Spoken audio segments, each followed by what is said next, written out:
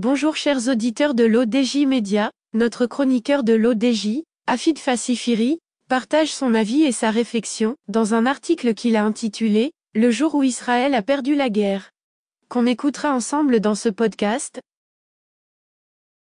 Notre journaliste ouvre la voie à sa réflexion en disant que « Voici pourquoi l'État hébreu a déjà perdu sa guerre contre le Hamas. Israël, au banc de la communauté internationale. C'est assurément le pire scénario pour Israël avec un dilemme inextricable, car continuer à bombarder Gaza pour détruire le Hamas, c'est carrément sacrifier les otages. Benyamin Netanyahou, même en réussissant le pari de l'Union nationale, ne pourra pas sauver sa tête, car il a définitivement perdu cette guerre, à commencer par celle de la sécurité des Israéliens à l'intérieur du pays. En conflit depuis sa création, Israël a perdu cette guerre car son armée n'a pas été capable d'assurer sa propre sécurité. Israël a perdu cette guerre, car après les attaques de samedi dernier, le Hamas a parfaitement réussi à torpiller le processus de paix et de rapprochement entre Riyad et Tel Aviv. Et là, Israël a beaucoup à perdre car la normalisation avec le royaume wahhabite constituait une victoire diplomatique aux bénéfices multiples pour Tel Aviv. Israël a perdu la guerre du renseignement comme elle a subi, tout récemment, des cyberattaques massives contre ses sites les plus stratégiques, sans qu'elle n'ait pu s'en prémunir comme s'en vante de manière mensongère la propagande officielle. Notre chroniqueur souligne l'importance de cette idée en insistant sur le fait que, par ailleurs, l'ouverture d'un nouveau front au Proche-Orient est une très mauvaise nouvelle pour la Maison-Blanche. Effectivement, les ressources militaires du Pentagone n'étant pas inépuisables, une nouvelle mobilisation avec la guerre des Ukraine et la présence américaine au Pacifique Sud, le soutien inébranlable des États-Unis à Israël ne pourra que contribuer à affaiblir la puissance américaine. Pendant ce temps, la Russie estime qu'il revient aux Occidentaux de régler la question palestinienne, alors que la Chine se positionne comme une puissance pacificatrice. Lorsque le haut-commissaire des Nations Unies aux droits de l'homme déclare, mardi matin, que le siège total de la bande de Gaza est interdit aux yeux du droit international humanitaire, cela ne veut dire qu'une seule chose, qu'Israël est un État voyou, qui viole le droit international en permanence. La preuve, l'OMS vient de demander l'ouverture d'un corridor humanitaire dans l'épouvantable couloir de la mort de cette bande de Gaza, enclavée et bombardée, mais cette demande a été méprisée et ignorée par Tel Aviv.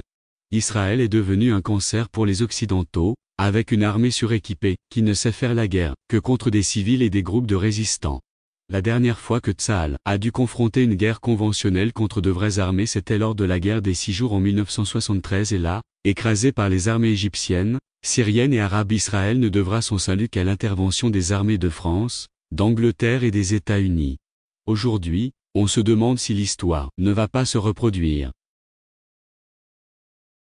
Monsieur Afid Fassifiri enrichit son discours de la manière suivante. La France dans le piège de la guerre de Gaza. Bien entendu, et on ne vous apprendra rien de neuf, pour la propagande de guerre, comme d'ailleurs pour celle de tous les jours, le lobby sioniste peut compter sur des relais fidèles auprès des médias et gouvernements occidentaux, qui justifieront l'injustifiable pour déguiser les crimes de guerre d'Israël en légitime défense. Israël a perdu la guerre car cette entité n'en finit plus de faire offense à Dieu, à l'essence originelle du judaïsme, à l'humanité et au monde entier. Après, il est inadmissible du point de vue de la morale et de l'honnêteté intellectuelle de passer sous silence que derrière la montée en puissance de Hamas, il y a assurément des injustices atroces commises par l'occupant israélien depuis 1948 et des gouvernements israéliens qui ont carrément et sciemment assassiné l'autorité palestinienne. La France aussi ne sera pas épargnée par les conséquences de cette guerre. Il ne se passe pas de mois sans que Paris n'envoie des centaines de Français de confession juive faire leur service militaire en Israël. La perspective de s'amuser à tirer des enfants palestiniens comme des lapins leur offre l'occasion de s'entraîner à tuer des enfants innocents.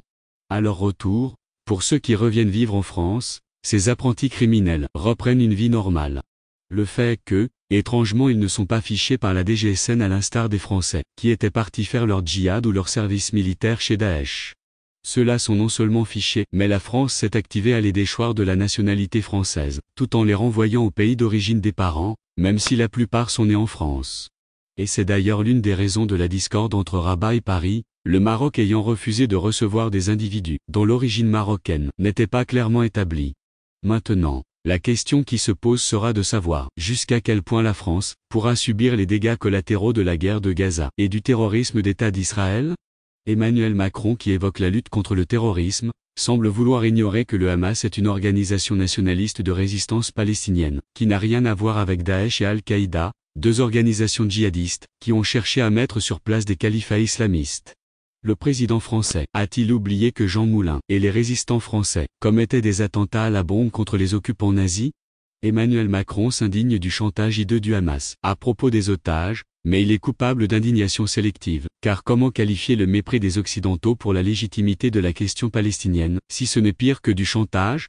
L'histoire retiendra comment l'obscurantisme meurtrier et aveugle du sionisme entraîne l'Occident vers l'inconnu dans une dérive fasciste, qui menace le monde en portant atteinte aux valeurs humaines.